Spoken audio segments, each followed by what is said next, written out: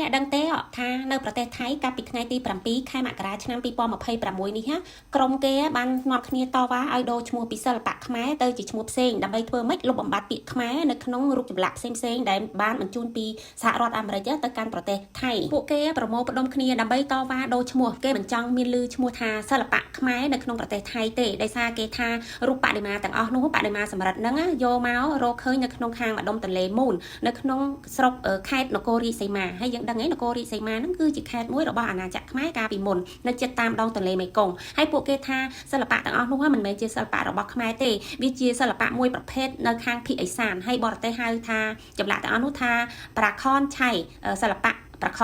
ខនឆៃបងខ្ញុំហៅខុសមិនម៉ាពីព្រោះខ្ញុំអានពីភាសាអង់គ្លេសមកអញ្ចឹងអ្នកប្រវត្តិសាស្ត្ររបស់ថៃហ្នឹងថាព្រះអង្គម្ចាស់ដំរុងជាអ្នកដូរឈ្មោះទៅជាសិល្បៈលុបបូរីវិញលុបបូរីហ្នឹងនៅខាងអាទិជាដូចខ្ញុំជម្រាបជូនអាម៉ាមិញអញ្ចឹងដើម្បីខ្លាចបារាំងហ្នឹងទាមទារយករឿងឈ្មោះហ្នឹងពីព្រោះការចំនួន1923ហ្នឹងព្រះពុត្រាដំរុងហ្នឹងគឺជាអ្នកសរសេរប្រវត្តិសាស្ត្រហ្នឹងឲ្យកូនចៅសៀមហ្នឹងរៀនដល់សប្តាហ៍ថ្ងៃហើយខ្ញុំបានធ្វើវីដេអូមុនហើយថាព្រះពុត្រាដំរុងហ្នឹងគឺជាអ្នកណាចូលចិត្តមកទស្សនកិច្ចប្រទេសកម្ពុជាយើងណានៅក្នុងកំឡុងដែលបារាំងធ្វើជាអាណាព្យាបាលហ្នឹងមកប្រាសាទនានាហើយត្រឡប់ទៅវិញហ្នឹងគឺថាសរសេរនៅក្នុងប្រវត្តិសាស្ត្រคล้ายៗសិតតែជារបស់ខ្លួនសម្បីតែប្រាសាទព្រះវិហារក៏ដោយក៏សរសេរនៅក្នុងប្រវត្តិសាស្ត្រថាជារបស់ខ្លួនដែរដើម្បី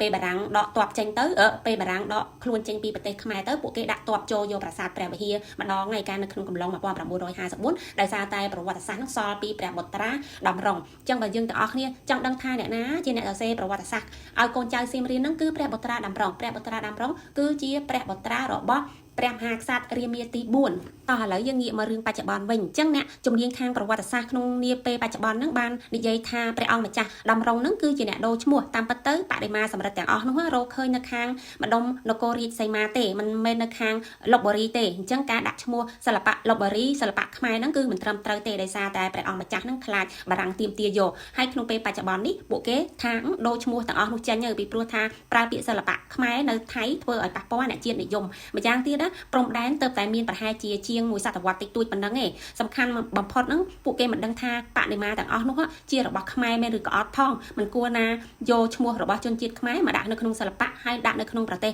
ថៃរបស់ខ្លួនទេពីព្រោះថាសិល្បៈទាំងនោះមិនដឹងថាជាជនជាតិខ្មែរសុទ្ធពិតឬក៏អត់ផងណែគេឥឡូវហ្នឹងគេខ្លាយប្រវត្តិសាស្ត្រកាល1923គេឆ្នៃឈ្មោះម្ដងហើយឥឡូវដល់2026គេចង់ដូរឈ្មោះម្ដងទៀតហើយគេថាបដិមាទាំងអស់ហ្នឹងមិនមែនជាសិល្បៈខ្មែរទេហើយក៏មិនមែននៅខាងលុបបូរីខាងអយុធ្យាដែរអយុធ្យាហ្នឹងយើងដឹងហើយថាជាទីក្រុងចាស់ទី2របស់ប្រទេសថៃហើយការនោះគឺជារបស់អាណាចក្រខ្មែរបើអ្នកចាប់អារម្មណ៍អានព័ត៌មានលម្អិតចូលទៅអាននៅក្នុងព័ត៌មានរបស់កាសែតថៃខៃសតនឹងទៅខ្ញុំក៏ដកស្រង់ចេញមកពីនឹងដែរគ្រាន់តែថាខ្ញុំយកមកបកស្រាយហើយថែមថយប្រវត្តិខ្លះដែលខ្ញុំដឹងនៅក្នុងរឿងហ្នឹងអញ្ចឹង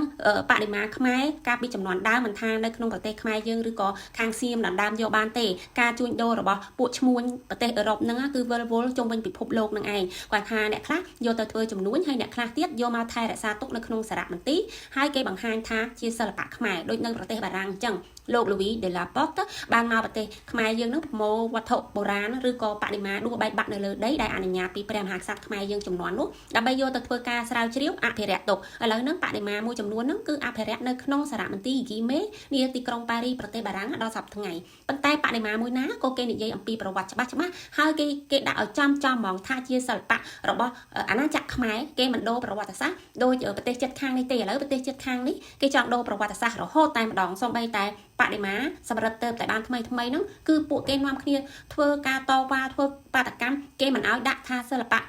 ខ្មែរនៅក្នុងប្រទេសថៃទេអញ្ចឹងអ្នកទាំងអស់គ្នាយល់យ៉ាងណាដែរអញ្ចឹងប្រវត្តិសាស្ត្ររបស់ខ្មែរយើងបើយើងស្ដាប់ទៅដូចជាឈឺចុកចាប់មែនចំពោះខ្ញុំដឹងហើយក៏ឈឺចុកចាប់ដូចគ្នាដែរប៉ុន្តែយើងត្រូវតែទទួលស្គាល់ការឈឺចុកចាប់ហើយយើងត្រូវតែដឹងត្រូវតែរៀនអំពីប្រវត្តិសាស្ត្ររបស់ខ្លួនឯង